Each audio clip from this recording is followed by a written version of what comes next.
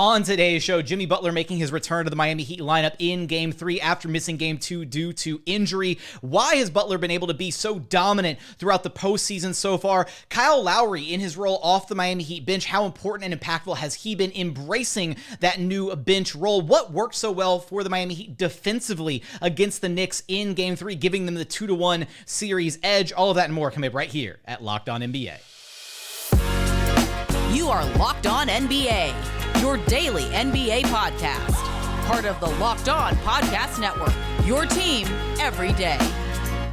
What's up and welcome to another edition of Locked On NBA, the biggest stories with the local experts. I'm your host, Jackson Gatlin, also host of Locked On Rockets right here on the Locked On Podcast Network. Now, today's episode is brought to you by Prize Picks.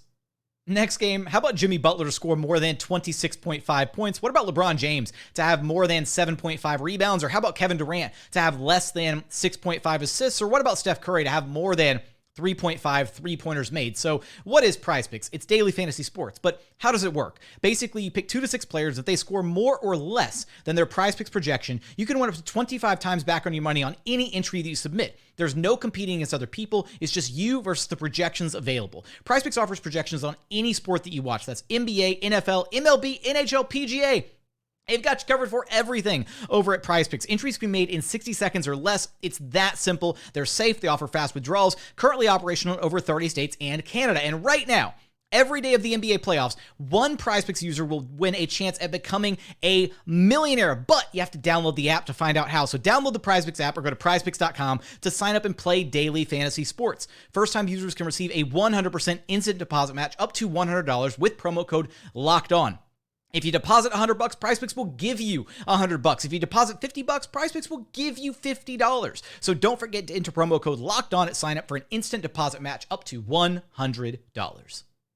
Joining us now is Wes Goldberg, one of the hosts of Locked On Heat. You can track down wherever you listen to your podcasts and on YouTube. Just search Locked On Heat. And Wes, the Heat walking away with the 105-86 blowout Game 3 win against the Knicks here. Let's focus first on Jimmy Butler, who has just been sensational this postseason, right? He's averaging 34.5 points per contest so far. He had the ridiculous 56-point outing against the Bucks back in round 1. First off, how did he look in Game 3 after sitting out at Game 2 due to injury? He looked great. He wasn't putting up 34 points, but he didn't need him to, right? Because you got contributions from the rest of the roster, but he was the guy that set the tone. 8 points in the first 8 minutes of that game, 15 points by halftime. And then stacking up the box score elsewhere with steals, blocks, rebounds, assists, you name it. He's just doing all the Jimmy Butler stuff, right?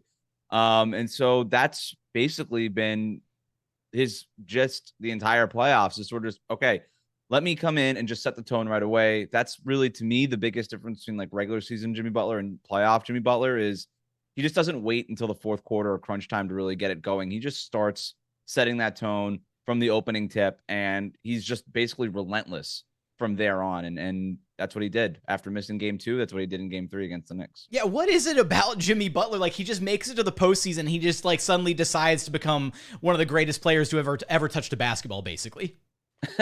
It's a great question. He swears there's nothing different, but there is. And I think that's really what it is. You think about guys like, Chris Paul, LeBron, even like Isaiah Thomas back in the day, like guys who would just be like, all right, let me kind of get my teammates involved for 3 quarters and then take over in the fourth. And that's kind of Jimmy's MO during the regular season too.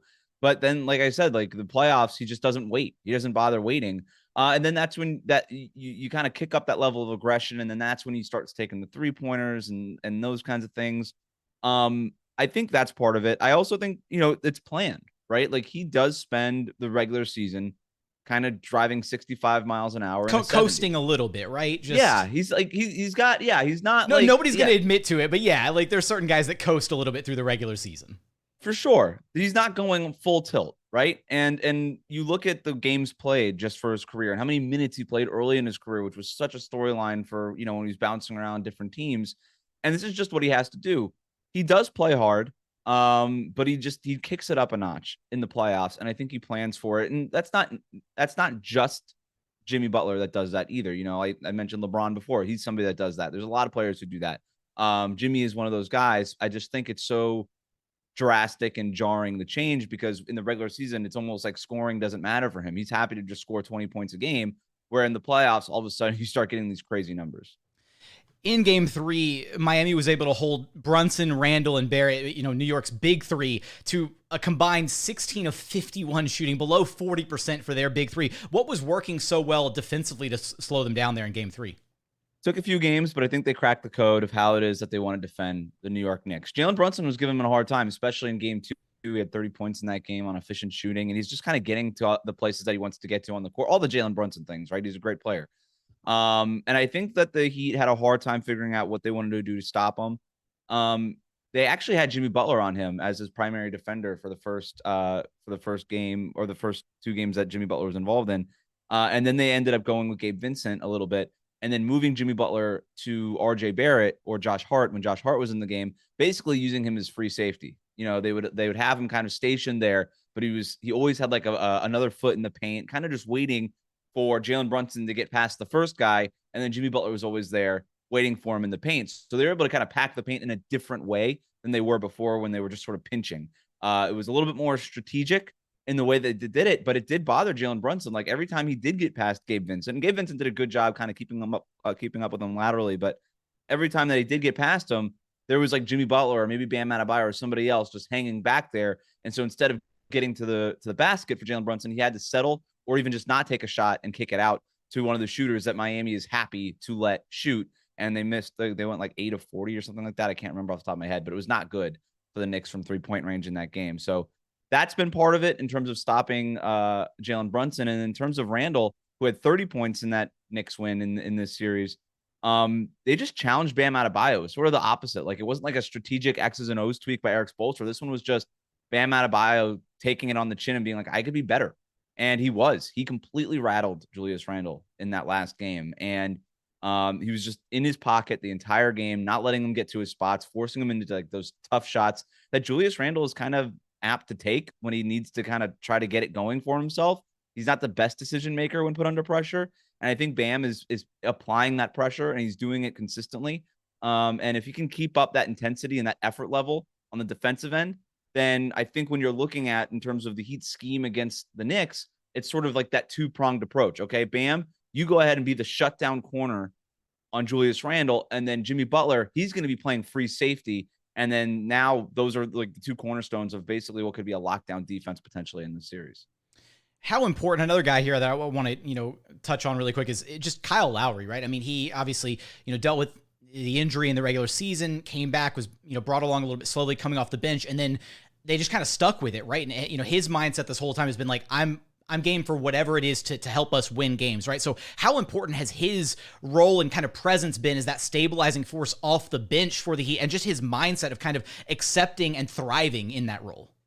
It's been huge. And all the credit goes to Kyle Lowry for, like you just said, embracing that. Because that's not easy, man. He's probably a future Hall of Famer, decorated career champion, all these things, and was brought in a year ago to sort of be the second star next to Jimmy Butler. And now a year later, that's not his role at all. He's the 6th man.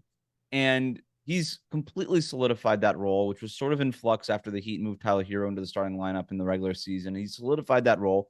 And now he's starting that role in the playoffs. And they've been preparing for this for probably the last 2 months of the regular season of, all right, we need to limit your minutes in the regular season. We're going to keep you like around 20, 22 minutes a game.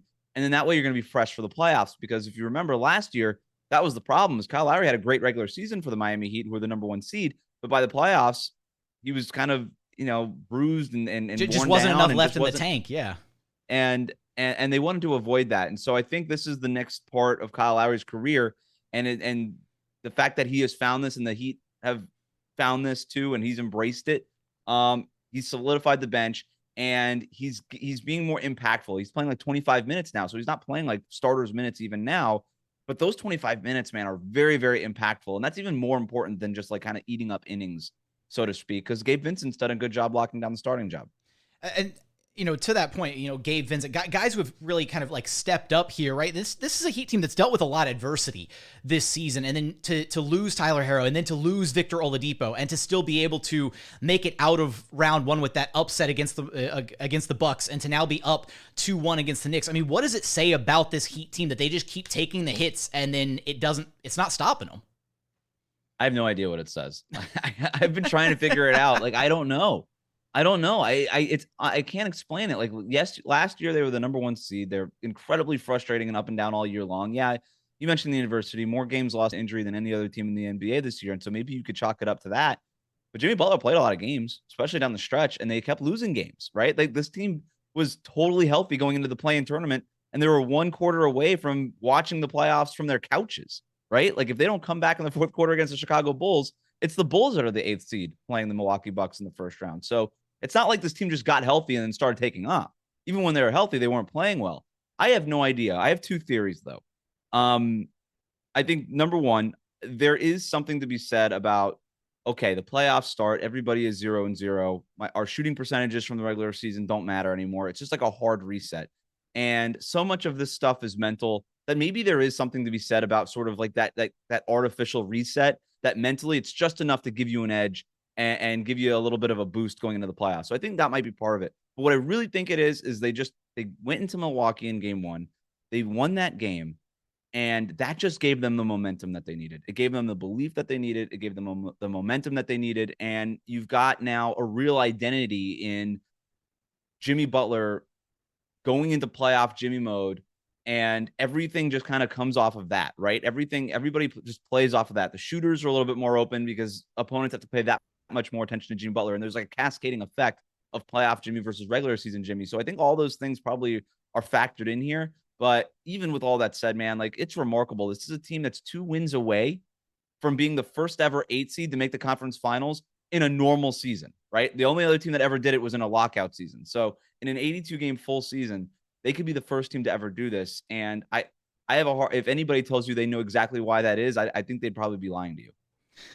For a full breakdown on this series and whether or not the Heat will be able to make it to the Eastern Conference Finals, of course, you'll have us covered for all of that and more over at Locked On Heat. Wes, I appreciate you stopping by Locked On NBA with me. Thanks for hanging.